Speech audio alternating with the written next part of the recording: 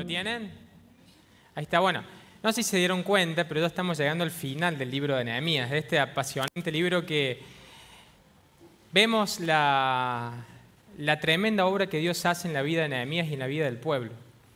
El pueblo tenía los muros totalmente destruidos, pero en 52 días fue Dios el que hizo posible que la ciudad de vuelta estuviera con los muros. Y el capítulo 12 va a ser un grito de alabanza, de adoración, de acción de gracias por lo que Dios hizo. Por lo que Dios hizo. Hay un salmo que leí esta semana, el Salmo 115 dice: no a nosotros, oh Señor, no a nosotros, sino a tu nombre le corresponde toda la gloria por tu amor inagotable y tu fidelidad. Esta iba a ser la actitud del pueblo en el capítulo 12, reconocer de que la obra había sido de Dios. Ahora, Dios tardó 52 días. Y capaz que hoy estamos en el capítulo 12 y vos a lo mejor todavía estás con los muros caídos o estás a la mitad de la construcción. Y no te desanimes, no te desanimes. Seguí confiando en el Señor porque los tiempos de Dios son diferentes para todos. Y por eso en esta mañana vamos a orar. Y si todavía tenés los muros caídos, si todavía no empezaste a construir, es un buen momento para pedirle al Señor que en esta mañana te hable, que renueve tus fuerzas y su confianza en Él. Señor, te queremos dar las gracias por esta mañana, que tú nos permites de poder entrar delante de tu presencia, Señor, y poder hacer memoria de ti y recordar lo que tú has hecho por cada uno de nosotros. Y te pedimos que nos hables en esta mañana en el nombre de Jesús. Amén. Bien, capaz que es la primera vez que venís, o hace mucho que no venís, o a lo mejor no sabes por qué estamos en Nehemías capítulo 12, pero bueno, vamos a hacer un poco un contexto histórico del libro. Mucho tiempo atrás, ¿no? ¿Conocen al rey Salomón?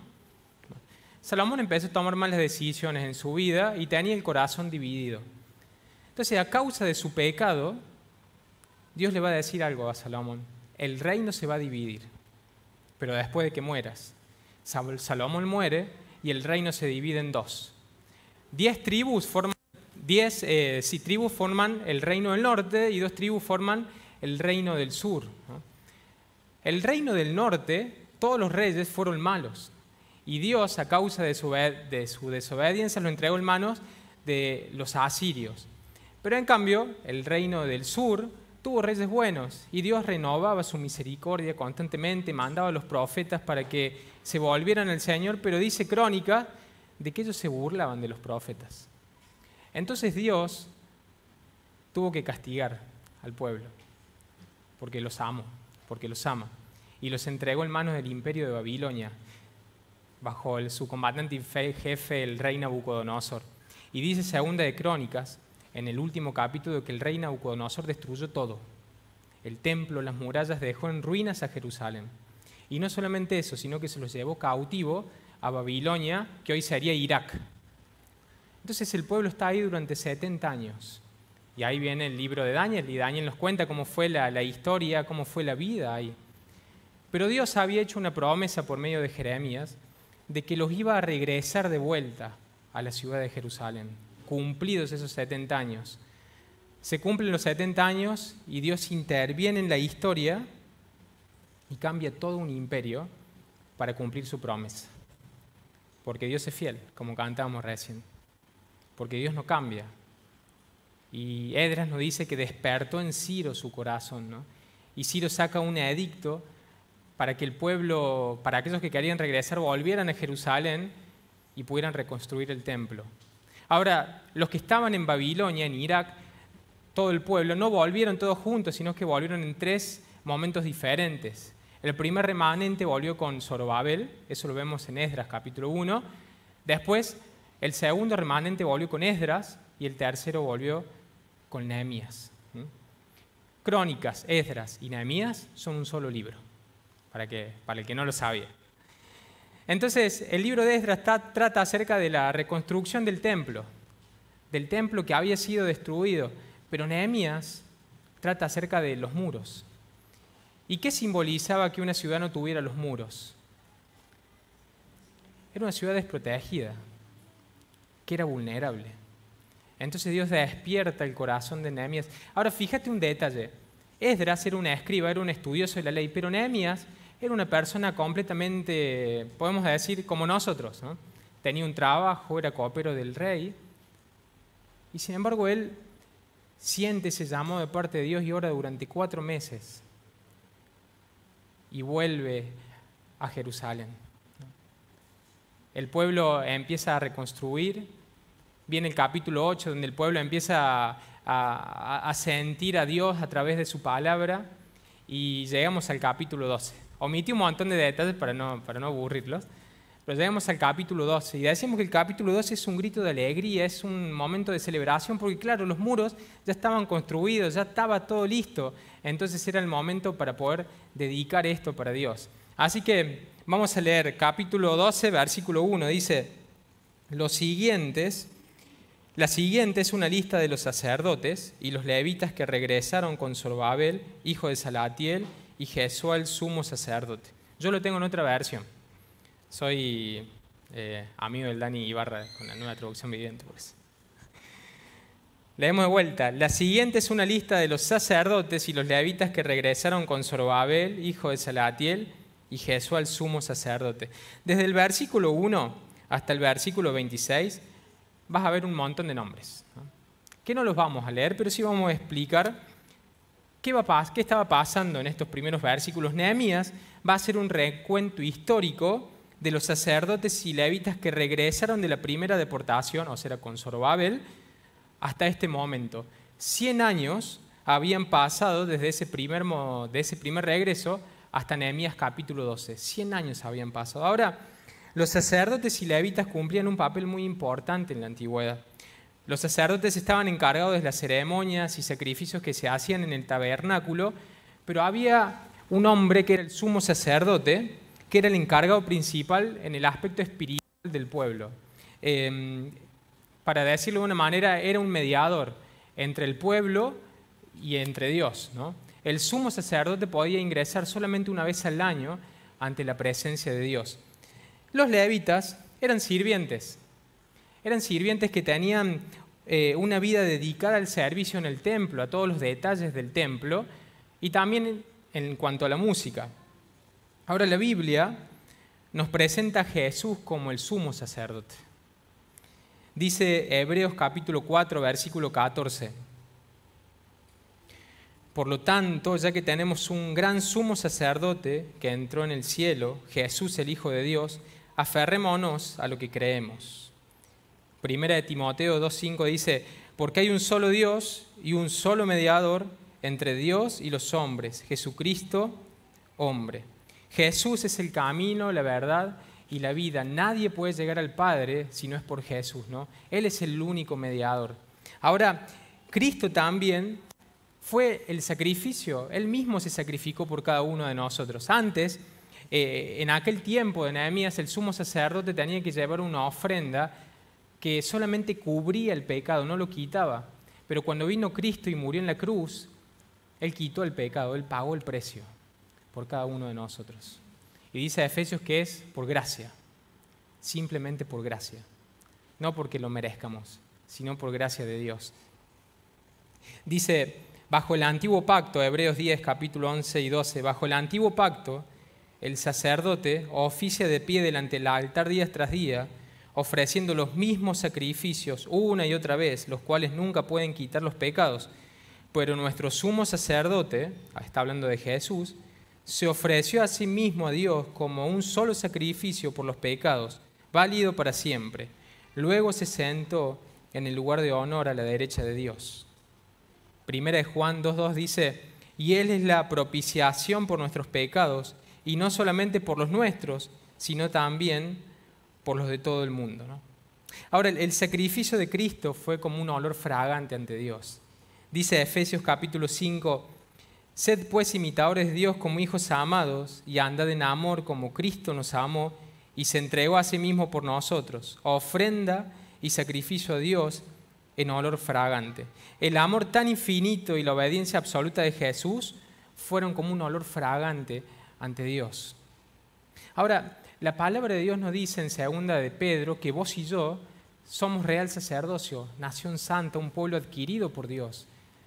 Somos sacerdotes. ¿Y qué quiere decir esto? Antes, el sacerdote, decía recién, podía entrar solamente una vez ante la presencia del Señor al año. Y ahora nosotros tenemos el privilegio de poder entrar día a día ante la presencia de Dios, para tener comunión con Él, para conocerlo, pero también para llevar sacrificios, para llevar una vida de alabanza a Dios, de gratitud, para llevar una vida de integridad ante Él. Dice 1 Pedro 2:5, vosotros también, como piedras vivas, sed edificados como casa espiritual y sacerdocio santo, para ofrecer sacrificios espirituales aceptables a Dios por medio de Jesucristo. Leemos un versículo más que dice, está hablando Pablo, por tanto, amados hermanos, les ruego que entreguen su cuerpo a Dios por todo lo que Él ha hecho a favor de ustedes, que sea un sacrificio vivo y santo, la clase de sacrificio que Él le agrada. Esa es la verdadera forma de adorarlo. Dios nos llama a cada uno de nosotros a tener una comunión con Él y a tener vidas que vuelan bien delante de su presencia. Vidas que vuelan bien delante de sus presencias. Hay un pasaje en Oseas que me gustó mucho, Oseas 6:6, dice, quiero que demuestren amor, no ofrezcan sacrificios, más que ofrendas quemadas, quiero que me conozcan. Y tenemos un gran privilegio que a veces creo en mi vida personal no me doy cuenta de que podemos ir día a día ante la presencia de Dios, a que Él renueve nuestras fuerzas, a conocerlo y, como decíamos recién, a llevar una vida en santidad para Él, en olor fragante, ¿no? ¿Cómo está tu comunión con Dios hoy, ¿no? ¿Qué le estás llevando al Señor día a día? ¿No te pasa que a veces venimos a la iglesia solamente para recibir, digamos? No está mal, obviamente, pero a veces no tenemos nada para darle al Señor, más que nuestro pecado, más que nuestras malas decisiones. Y Dios nos invita a que lleguemos a Él en plena certidumbre de fe, sabiendo de que Él está día a día dispuesto a escucharnos, dispuesto a perdonarnos y dispuesto a tener una comunión con cada uno de nosotros. Así que bueno, vamos al versículo 27. Versículo 27. Y acá sí empieza lo que es la dedicación, la celebración, este grito de alegría de parte del pueblo porque ya la obra estaba terminada. Y no fue fácil llegar hasta acá. Meses atrás los muros estaban completamente derribados. Y mira, quiero leerte un pasaje en Nehemías capítulo 4 que dice, versículo 21, trabajamos desde temprano hasta tarde, desde la salida hasta la puesta del sol, y la mitad de los hombres estaba siempre de guardia. También le dije a todos los que vivían fuera de las murallas que se quedaran en Jerusalén. De esa manera ellos y sus sirvientes podían colaborar con turnos de guardia de noche y trabajar durante el día. Durante ese tiempo, ninguno de nosotros, ni yo, ni mis parientes, ni mis sirvientes, ni los guardias que estaban conmigo, nos quitamos la ropa. En todo momento portábamos nuestras armas, incluso cuando íbamos por el agua. No fue fácil llegar hasta acá. Tuvieron que hacer un trabajo arduo, pero también tuvieron oposición. ¿Te acuerdas de Tobías, de Sanbalat? Pero Dios ahora había hecho la obra. Dios había hecho la obra en 52 días. Y fue simplemente por su gracia, no porque el pueblo, los hombres eran buenos, no. Simplemente fue por gracia de Dios. Y es lo que el pueblo va a reconocer ahora. Entonces dice el versículo 27, para la dedicación de la nueva muralla de Jerusalén, se les pidió a los levitas de toda la tierra que fueran a Jerusalén para colaborar en las ceremonias. Debían tomar parte en la feliz celebración con sus canciones de acciones de gracias y con música de címbalos, arpas y liras. Se reunió a los cantores de zonas de alrededor de Jerusalén y de las aldeas de los netofatitas. También llegaron de Bet Gilgal y zonas rurales cercanas de Geba y Asmavet, porque los cantores habían levantado sus propios asentamientos en los alrededores de Jerusalén. Primero los sacerdotes y los levitas se purificaron a sí mismos, luego purificaron al pueblo, las puertas y las murallas. El capítulo 12 de Nehemías es un espejo del capítulo 3 de Esdras. Cuando el pueblo regresa, cuando el primer remanente regresa de Babilonia, lo primero que hacen es echar los cimientos del templo, ¿no? Y mira lo que dice Esdras capítulo 3. Te lo voy a leer. Dice Esdras capítulo 3. Dice, versículo 10, cuando los constructores terminaron los cimientos del templo del Señor, los sacerdotes se pusieron sus mantos y tomaron su lugar para tocar sus trompetas. Luego los levitas, descendientes de Asaf, hicieron sonar sus címbalos para alabar al Señor, tal como había establecido el rey David. Con alabanza y agradecimientos entonaron el siguiente canto al Señor. Él es tan bueno, su fiel amor por Israel permanece para siempre. Luego todo el pueblo dio un fuerte grito de alabanza al Señor, porque se habían echado los cimientos del templo del Señor. Pero muchos de los sacerdotes y levitas y los otros líderes de edad avanzada que habían visto el primer templo lloraron en alta voz al ver los cimientos del nuevo templo. Los demás, en cambio, gritaban de alegría. Los gritos de alegría se mezclaron con el llanto y produjeron un clamor que podía oírse a gran distancia. Mira lo que dice Nehemías capítulo 12, al final, en versículo 43, dice: también las mujeres y los niños participaron en la celebración, y la alegría del pueblo de Jerusalén podía oírse a gran distancia. Este momento del pueblo es el tope de gama. Es el tope de gama, permítanme decirlo de esa manera, del libro de Nehemías. Porque el capítulo 13, le tiro un spoiler, las cosas se van a poner feas. Pero bueno, eso es un spoiler solamente. Entonces, es un momento hermoso del pueblo donde va a dedicar, donde va a celebrar y reconocer sobre todas las cosas de que Dios había hecho la obra. Ahora fíjate un detalle. Dice, primero los sacerdotes y los levitas se purificaron a sí mismos y luego purificaron al pueblo, las puertas y las murallas. Esto me llevó a pensar que este año, cuando comencemos a servir a Dios, todavía no han comenzado los ministerios, pero qué bueno es que primero tengamos una vida íntegra, que antes de servir primero nos purifiquemos, ¿no? Porque tenemos a un Dios que es santo. Por ahí me preguntaba y decía, los años que sirvió al Señor, si mi ministerio no ha prosperado, ¿no será porque me faltaba integridad, ¿no? Porque donde hay pecado no podés prosperar. Y si Dios te llama a trabajar este año y no tenés una vida íntegra y tu ministerio no va a prosperar, tu vida no va a prosperar. Dios nos llama que lleguemos ante su presencia, decíamos recién, como un real sacerdocio para tener comunión con Él día a día. Ahora, ¿qué es ser íntegro? Es guardar el corazón y vivir una vida consagrada a Dios. Dice Colosenses capítulo 3. Sé que estamos leyendo muchos versículos, pero bueno, son necesarios. Así que se los leo yo, no se dan problema. Colosenses capítulo 3 dice, ya que han resucitado a una nueva vida con Cristo, pongan la mira en las verdades del cielo, donde Cristo está sentado en el lugar de honor a la derecha de Dios.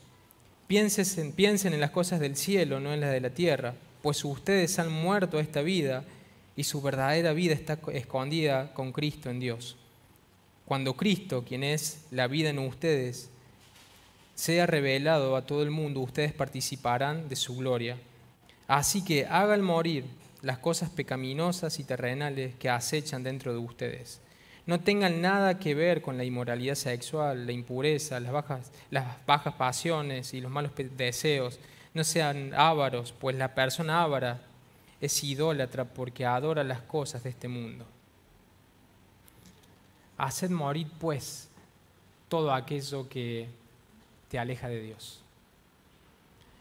Hace poco le compartí un devocional a los chicos del grupo Alabanza de una historia, capaz que la dije, no me acuerdo acá, pero de un rey de Asaf, en el Salmo 73, ¿no? Asaf era un músico reconocido en los tiempos de David, era alguien que servía en el templo, pero él dice en el versículo 2, casi caigo, casi caigo. Y él va a decir, porque empecé a mirar a mi alrededor y me di cuenta de los que estaban alrededor prosperaban. Y claro, esas personas que prosperaban estaban lejos de Dios, no tenían a Dios en su corazón.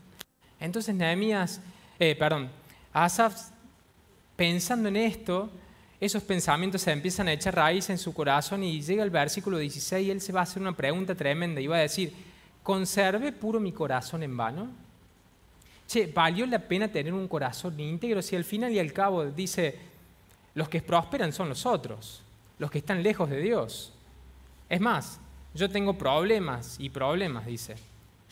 Pero Asaf va a hacer algo y va a ir ante la presencia de Dios y se va a dar cuenta de que el problema no eran los otros, el problema era él, era su corazón. Y dice, me di cuenta de que mi corazón estaba destrozado por dentro.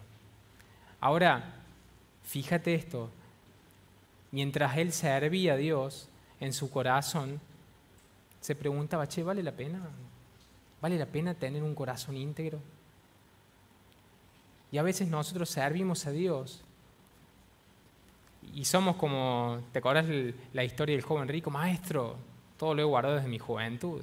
Y ante las demás personas soy una persona piadosa, pero la realidad es que dentro de mi corazón y las cosas no están bien, y capaz que estoy destrozado por dentro, pero sirvo a Dios y claro, y las personas me ven.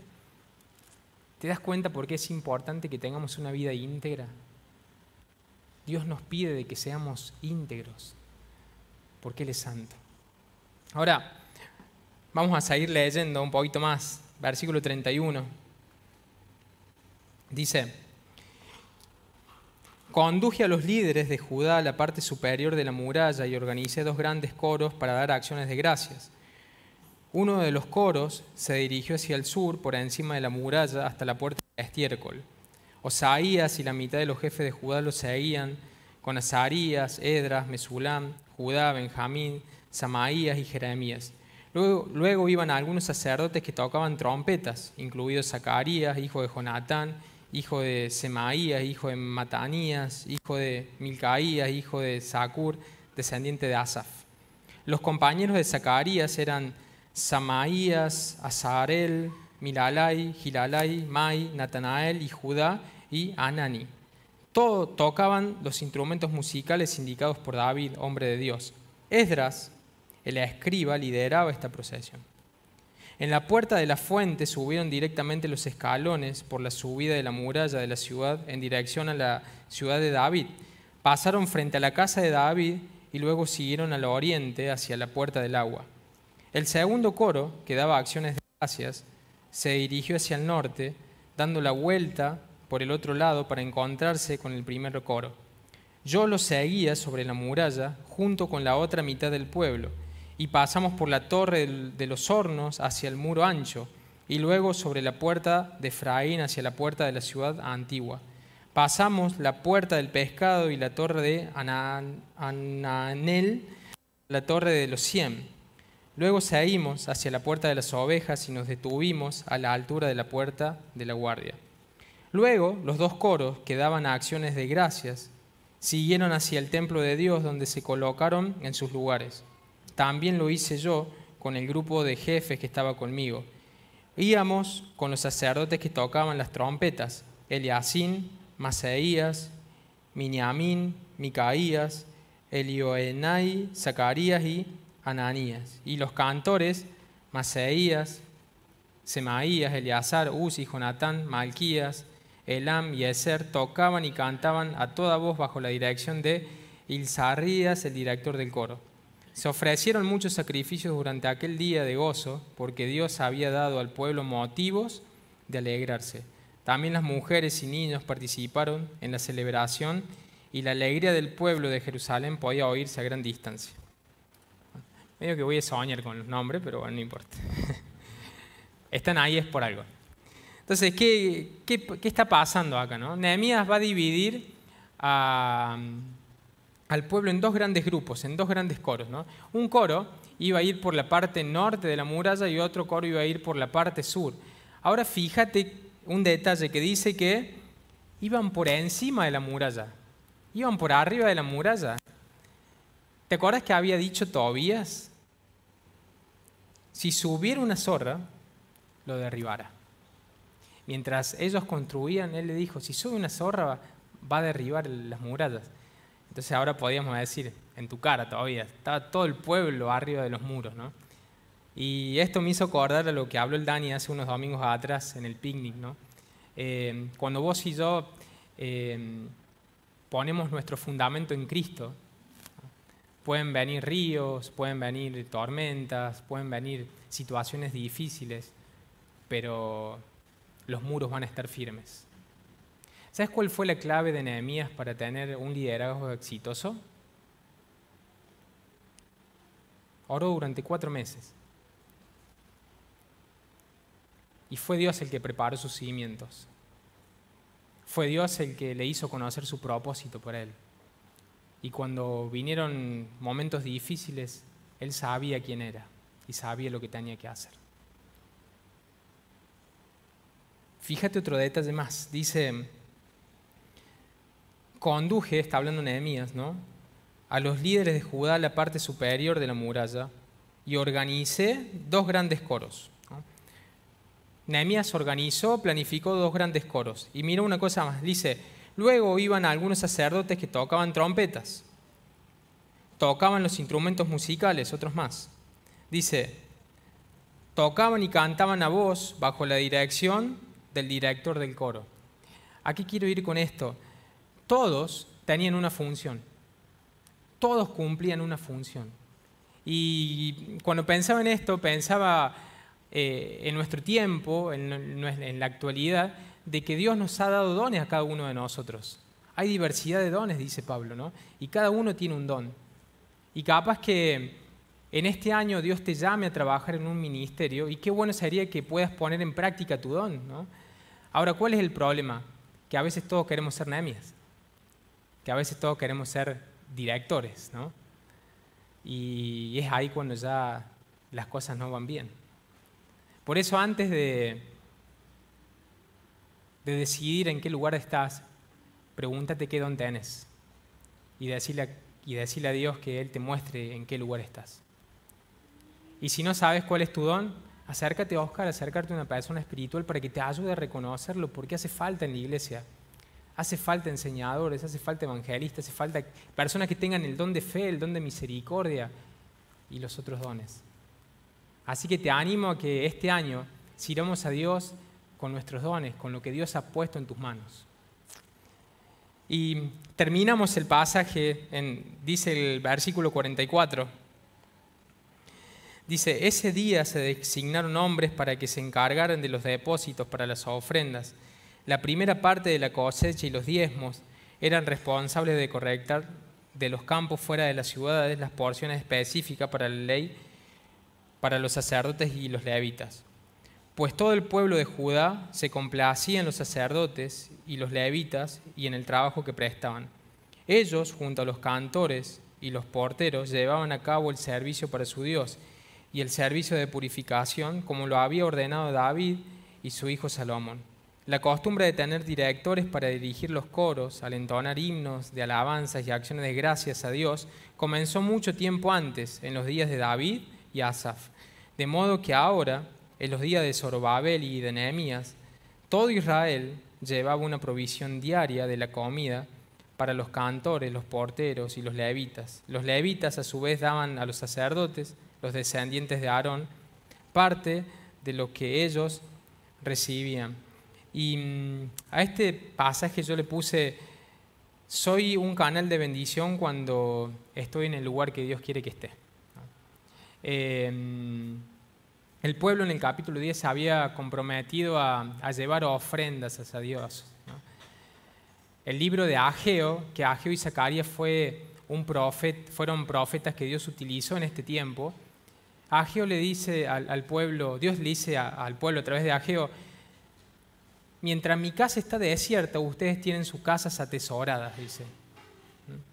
Entonces, el pueblo no llevaba ofrendas, ¿no? El pueblo no tenía una devoción hacia el templo de Dios. Entonces, en el capítulo 10 va a ser un compromiso de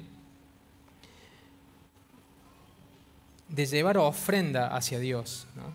Pero fíjate lo que dice: pues todo el pueblo de Judá se complacía en los sacerdotes y los levitas y en el trabajo que prestaban.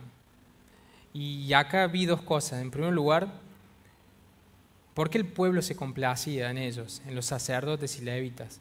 Primero, porque vivían una vida íntegra. Leíamos el versículo 30, que primero los sacerdotes y levitas se purificaron a sí mismos. Y después porque obedecían la palabra de Dios. Dice: llevaban a cabo el servicio para su Dios y el servicio de purificación como lo había ordenado David y su hijo Salomón, ¿no? Somos un canal de bendición cuando obedecemos a Dios y cuando vivimos vidas íntegras, ¿no? Ahora, Dios nos llama a cada uno de nosotros a construir, ¿no? Todos tenemos algo para construir en la vida, ¿no?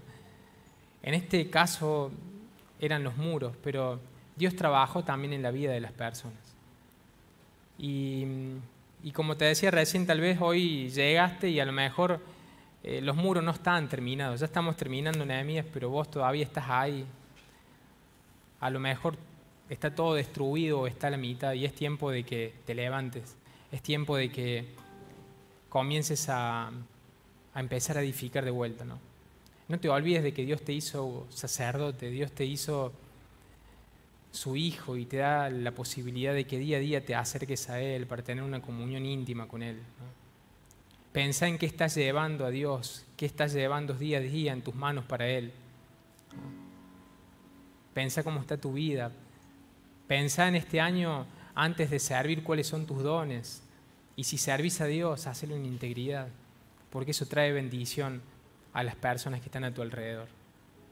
Nos ponemos de pie y vamos a terminar con una oración en esta mañana.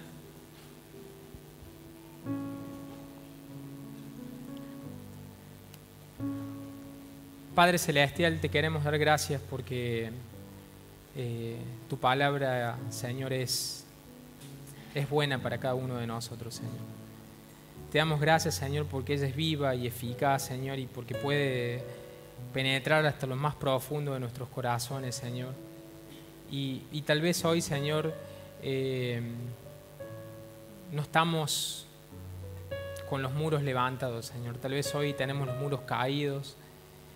Y quiero pedirte, Señor, de que tú puedas estar dando consuelo, de que tú puedas estar fortaleciendo la vida de mis hermanos, Señor, mi vida, para que este año, Señor, podamos servirte con alegría en el corazón, Señor, para que podamos día a día reconocer quién eres tú, Señor, y darte la gloria a ti, Señor. Señor, sabemos de que todo lo que puedes hacer en nuestra vida, Señor, es por tu gracia, Señor, y queremos darte la gloria, Señor. Pero somos débiles, Señor, y a veces nos cuesta. Por eso te pedimos de que afirmes nuestra fe, que nos establezca, Señor, que podamos construir, Señor, en ti, Padre Celestial. Gracias por todo, en el nombre del Señor Jesús. Amén. Amén. Dale un abrazo a la persona que tenés al lado porque tal vez lo necesita. Que el Señor te bendiga.